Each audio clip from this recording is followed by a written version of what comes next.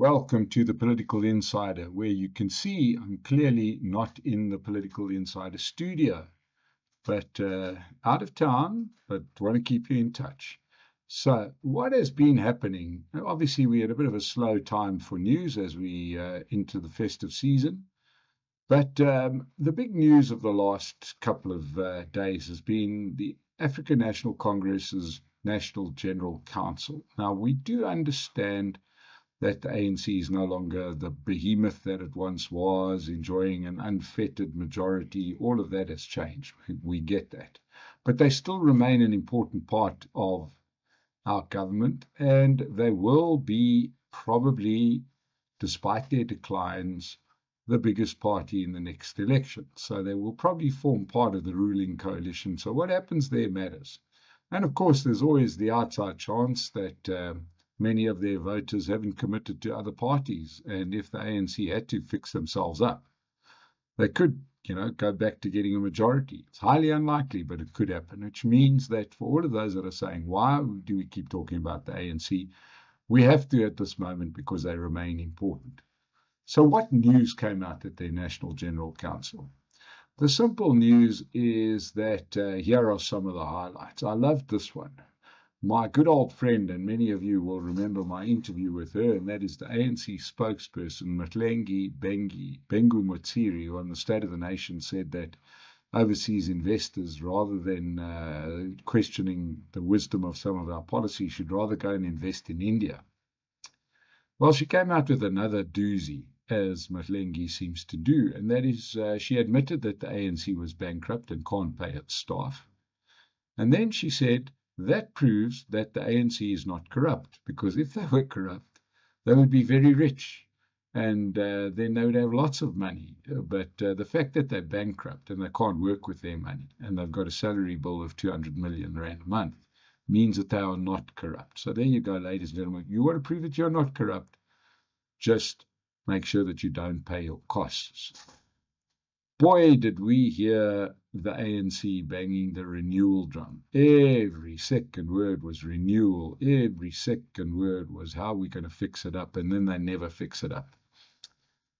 But just to show you how hollow the discussion around renewal is, leaving the NGC almost directly, two people from the northwest, from the Madibeng municipality in the northwest, Peter Leong and Menzi Mgadi, went straight to receive 300,000 rand in bribe money to ensure that a certain contractor would get would be chosen for the contract. However, that contractor had gone to the Hawks. Remember them? There are still people apparently that aren't corrupt in the Hawks, or maybe, who knows? We'll never know. Certainly, according to the Madlanga Commission, it doesn't look like there's too many in senior management who aren't corrupt. But these Hawks officials get tipped off that these guys are asking for a bribe. The Hawks guys are there. These ANC people, fresh from the discussion about renewal at the Birchwood Conference Centre in the east of Johannesburg, decide to fall exactly into the trap, and they are now in custody for corruption, for demanding 300,000 from a potential contractor. So, Mahlengi, renewal sounds like a good idea. Cyril Ramaphosa, you keep on talking renewal. Maybe you want to go down to the lower levels where people keep on business as usual. It's corruption or else you don't get a contract. Now, what obviously will be sad, and what you should be wondering, because I'm sure we all are, is that, will these people go to jail? I can guarantee you they will go to jail. How do I know that? Because they're way down the food chain. No senior people ever go to jail. No senior people are ever held to account, and no senior people ever have to renew. It's down at the lower levels that they will make sure that justice prevails, and these individuals will be held accountable for their corruption. But the rest of them, they can carry on as before. So, that's just the ANC. What else came out of there? Well, how's this? Must be Christmas. Wishful thinking. You never know. But there was an address made by our Assistant Minister of Trade and Industry, Zuko Godlimpi, who's apparently rated quite highly. And here's wishful thinking. He says that it's their plan to increase our exports from South Africa to other countries from the current 2.46 trillion rand to 3 trillion rand. And how we're going to do this, apparently, is that SOEs, our state-owned entities, which of course are never, ever, they're nothing but efficient with Swiss-like precision. Organizations like the National Empowerment Fund, the Industrial Development Corporation, the Export Credit Insurance Corporation. We've got so many of these people that just spend a lot of money, run by people with those pointy shoes and those fancy suits, earning millions a year. These SOEs that up until now have been very bad at their job will be repositioned as equity partners, and they will make money available for projects in mining and manufacture and agro-processing and green industrialization. Yeah, it falls into one of those categories where you start saying, why didn't we think of this before? It's just so easy. We're just going to decide to increase our exports by, 20%, and the rest of the world will say, please, can we have your South African products, as if there's no other alternatives. But the best of the lot is that Deputy Minister Godlimpi says that we're going to increase our exports just as we are in the middle of a trade war with the biggest recipient of our exports, and that is the USA. This is just as the final nail is about to be put in the coffin of AGOA, the African Growth and Opportunities Act, which has allowed us free access to the American market. That's going to disappear. We've got 30% tariffs. Now, who are we going to sell these products to? Heaven alone knows. Maybe Cyril doesn't want to delete those messages from those European leaders. It says, what a great time we had at your conference. Nobody killed us. We didn't get lost in a pothole. And they're about to say, we'll rather buy from South Africa than from other countries. Who knows? It could work. To me, it sounds like something you say which comes straight off your wish list. A little bit like me saying, I wish to win the lottery. Technically, I'm not lying. Practically, I do wish to win the lottery. What are the chances are? Well, let's not do the maths. It just says that my plan is to buy more lottery tickets than usual. It's not really a plan, it's wishful thinking. There was also this massive question about leadership and leadership succession in the party, because this is looming large. The yardstick is that after the next year's local government election, Cyril Ramaphosa falls into that category of lame duck president. Not really powerful anymore. Everybody's looking at his successor as the future power. And, everybody starts sucking up to the presumptive new leader. The question is, who is this new leader? Well, you can understand that Cyril Ramaphosa must be vulnerable to not finishing his terms. And the reason is that he went around the whole Birchwood Conference Centre looking for knives, but he couldn't find any because they were all in his back. And that is because his usual allies are telling him how safe he is. The problem is all of his usual allies are hoping to get the top job. So Cyril was out there saying, nothing to see here, I'm going to be safe. Everybody's saying, yes, sir, we would never, ever contest the leadership. And of course, you're going to see out your term, which in South African means get ready to go. You are on your way out. And of course, the big discussion is, who is going to succeed him? Is it going to be the Prince of Darkness, Paul Mashatile, or the court jester, Fikile Mbalula?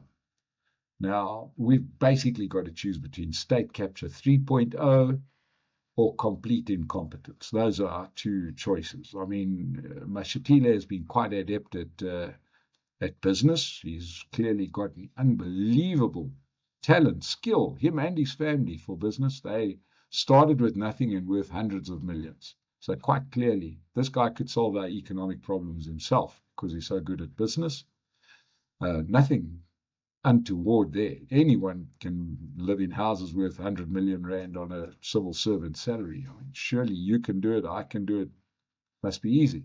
Paul Mashatile has done it. And then, of course, on the other hand, we've got Fikile Mbalula, whose one enduring quality is putting his foot in his mouth and then destroying everything that he has ever worked on. Every time he had a ministry or deputy ministry, he was absolutely useless.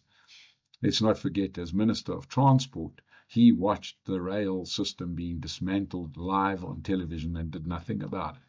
So those are the two choices that the ANC face. Now, either way, we're going to become the diplomatic laughing stock of the world.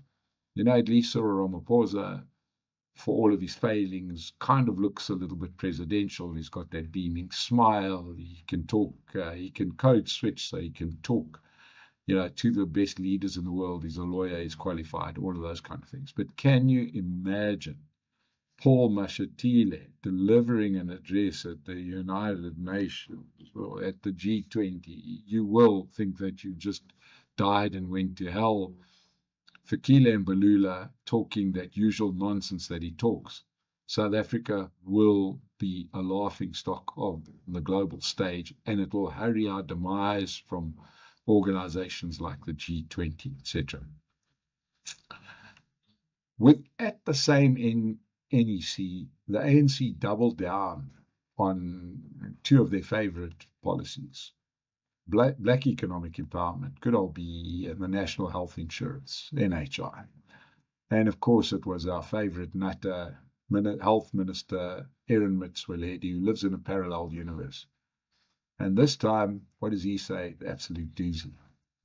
If this sounds vaguely familiar, stick around. He says, don't worry, South Africans. This government can be trusted with all of your health money, with all of your medical aid money. We will run the hospitals like it is Sweden. Okay. And he even said that they will not allow the Tembisa Hospital. In fact, they plan on recovering 90% of the money stolen from Tembisa Hospital. Now, you've got to say to yourself, if this is not going to be another Tembisa Hospital, why did they allow Tembisa Hospital 1.0 to happen? You know, is it only the second time that you stop people from stealing money? What is it? You talk about recovering money, but never sending anybody to jail. So what's wrong with doing justice? You know, because South Africans are tired of our money being stolen. We want to actually see people pay the price, not just pay the money back. That would be nice. But how about people actually going to jail? Who knows? But he assured us that there will not be any money misspent. And then I started to think, I'm sure I heard this before. Didn't our president say that no COVID money would be stolen? He got there in his address just all those years ago, you know, coming up for 6 years ago, saying the COVID money will be safe. Nobody will be allowed to steal the money. And then his very own spokesperson, Kuselo Diko, as she was at the time, now Kuselo Sengeni, her and her husband were stealing money. She was suspended. But of course, she was brought back as a parliamentarian, because when you do something wrong in the ANC, you get promoted. That's just the way it is. The other people that were involved, remember, the person in charge of health in Gauteng, Bandile Masuku, and his wife, Loyiso Masuku, were suspended. Why? Because they were in on the same COVID deal where they got money for PPE equipment. The husband was kind of like let go from his position as health MEC.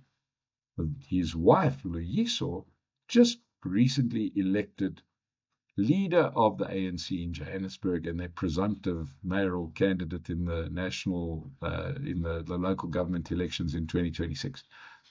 Let's talk about renewal again. Do you think we're going to forget this? No. Do you think we're going to forget that erstwhile health minister Zweli Mkhize wasted hundreds of millions of rand of our tax money on digital vibes? These are all people within the health system, within the top echelons of government, stealing money. On what planet does Aaron Motsoaledi believe that money isn't going to be stolen?